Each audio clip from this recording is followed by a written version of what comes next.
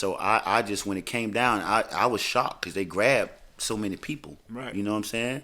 And then I didn't have time to figure out who was who because I didn't know all of Face's business like that. Right. I wasn't in his business like that to know who was who. You know what I'm saying? I just wasn't, you know? Well, so I talked to Face already. You know what I'm saying? Me and him chopped it up a little bit about that situation with you.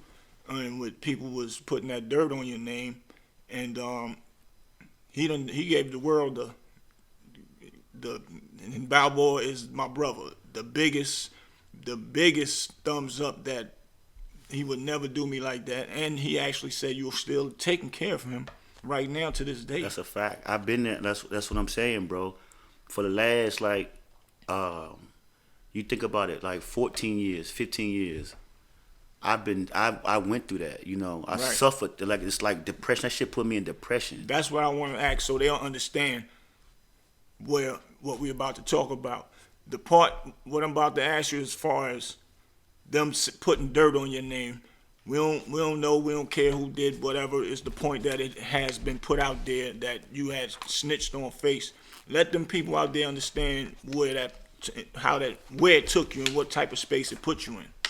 Well, you know, I think the worst of that situation, to me, is when my family members, people that I thought loved me, right? You know, people that I looked up to, called me out of my name. You know, I think that was the point where I was like, this shit is crazy.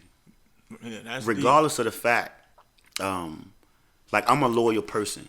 Right. I'm still loyal to Face at this point. Right. And me and Face is not blood. Right. I had people that I thought my family was supposed to be loyal to me. Right. They would rather me be in prison than me to be free regardless. Right. It doesn't matter. Right. I don't give a fuck what I could have did anything, nigga. Right.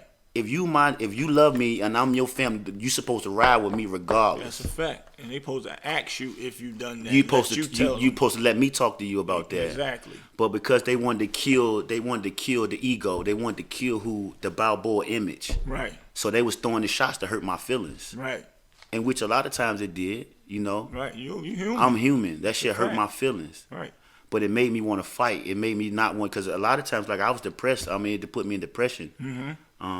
I didn't want to be around people. I wanted to be around myself. Right. And then I started reading the Bible, though. Mm-hmm. When I read the Bible, it taught me that they did the same thing to Jesus like that. Right. So that's what gave me that's when I got locked up. Mm-hmm. God set me down so I can read and learn of what I'm actually going through. Right. Because, you know, nothing is new under the sun. Mm-hmm. That's a fact. Nothing that we're going through hasn't already been done. Mm-hmm. You just got to know what part you play in it. Right. So I started reading. I got educated on these motherfuckers. Mm-hmm. Right?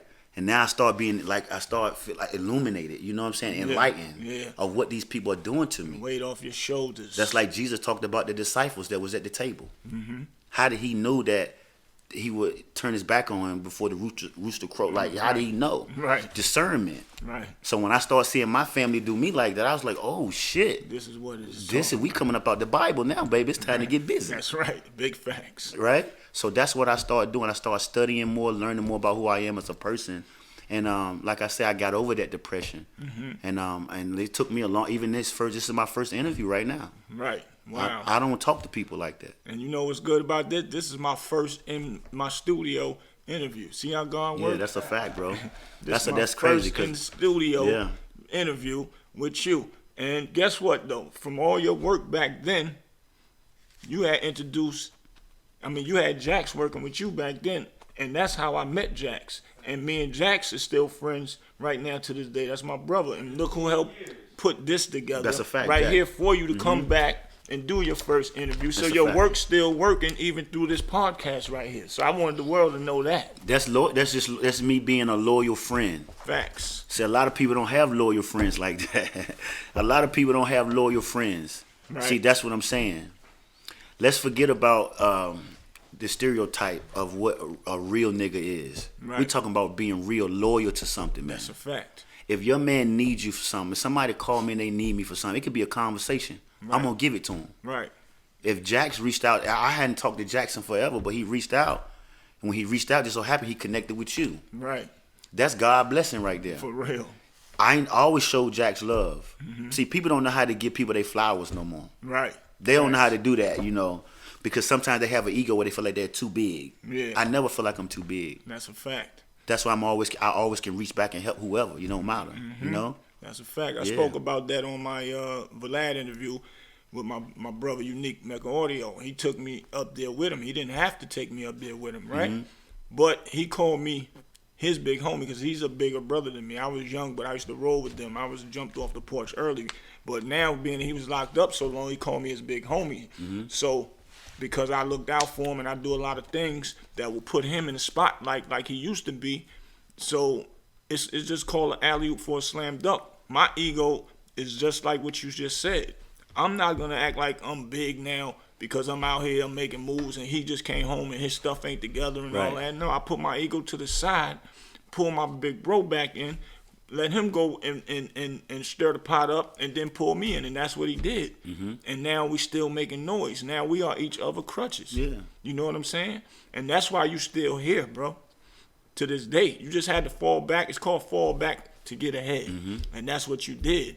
And then you came back full steam ahead with your restaurant. You got to think about it. Like when I think about this situation with bruh, with Face. Right. They locked his mom up. Right. That's crazy. I talked to him about that as well. No, that's what I'm saying. People get it confused. When them folk want you, they don't have to play. They come get you. You're not exempt. Nobody, even I am not exempt. You're not. When they lock the man mama up, who am I? That's a fact. Who am I to that? I am nothing to that, bro. You would have went down too. I would have went down too. It's no difference. I'm not just sitting here because I want. No, they come get whoever they want. They don't play like that. That's a fact. And I thought all the street niggas, the real niggas, supposed to know this. Right. That's a fact. They don't understand how it goes. When the girl Delora put that magazine out about Face and it went viral, everybody was buying it. She was protected under the laws, the amendment laws, but they couldn't, the freedom of speech.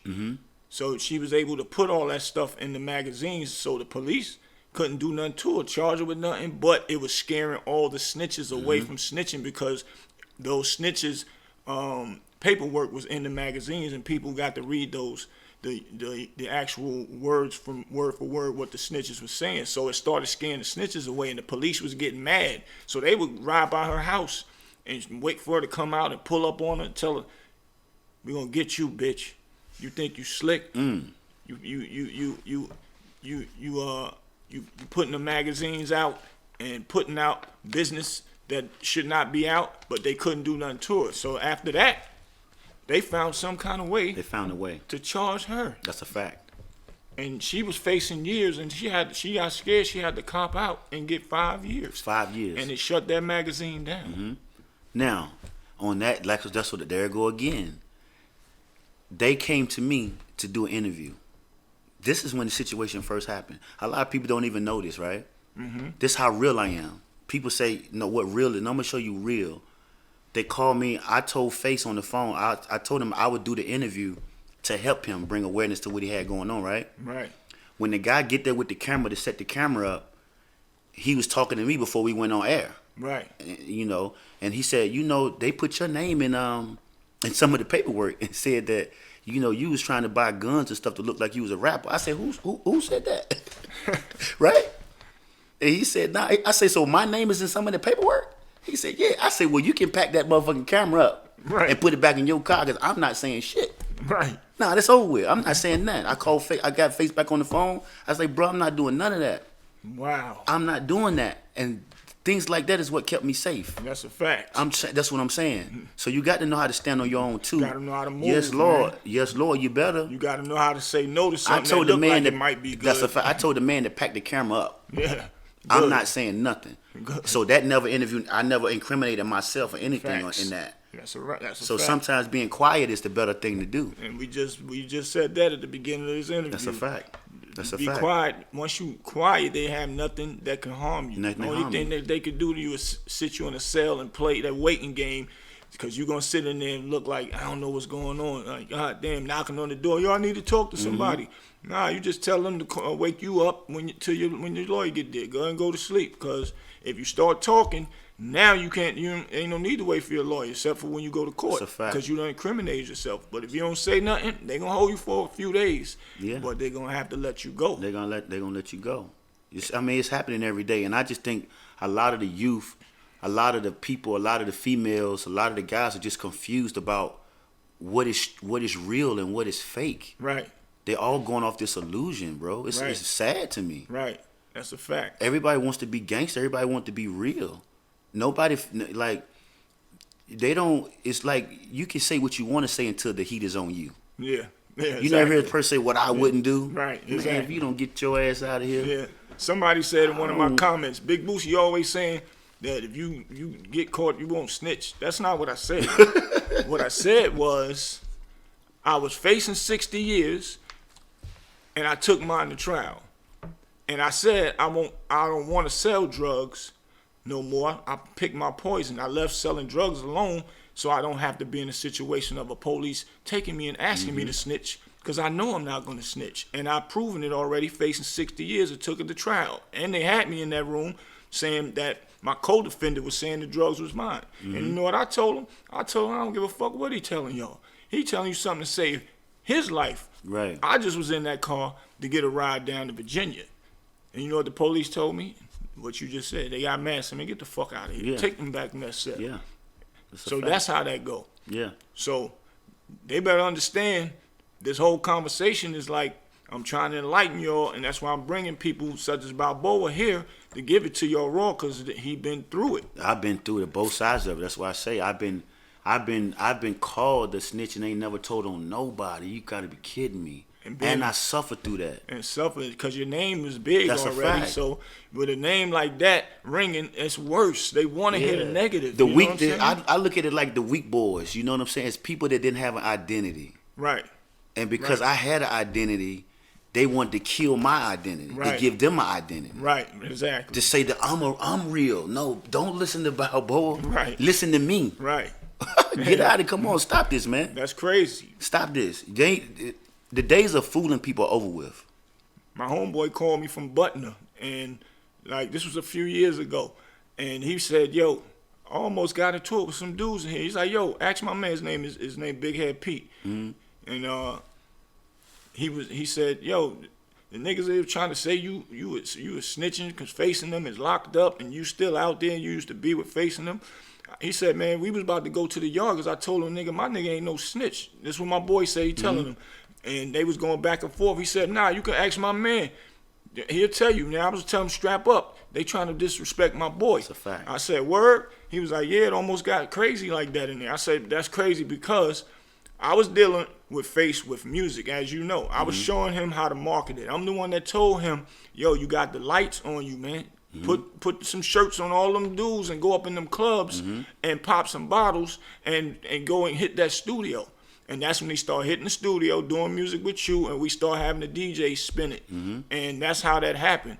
So, you know, that was the only thing that I was doing with him at them point in time, showing him the ropes, trying to get another black brother out there and rock and roll. So, you know, we always piggybacking off of each other, but we all did our own thing. I was always in your studio like it was my studio, chilling. Right. You know what I'm saying? Wanting to see everybody win. That's what we was doing.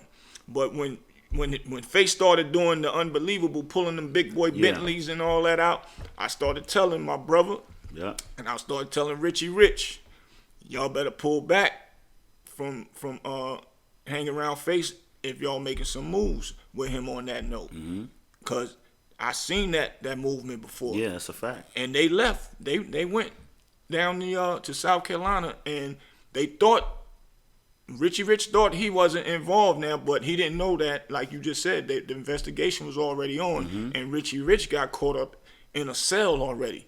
So they already had him, so you can go run and hide, whatever. We got you already. Now we're going to keep investigating. So by the time they finished the investigation, was ready to move on Facing Them, Richie Rich and them was gone already. So I saved them on that part as far as not getting caught when they busting all the houses and the studio and all that. So, but other than that, I went through a time when somebody said that I was a snitch with the face case, but they didn't know that. I never was doing no drug business with him. I was trying to formulate his music career and his company with him. You know what I'm saying? So I understand what you might have went through, because that's not a good bone to put on nobody, man. Nah. I'm talking about for years, bro. I walked around, and people like, they whispering about it, Right. You got females, even females. Right.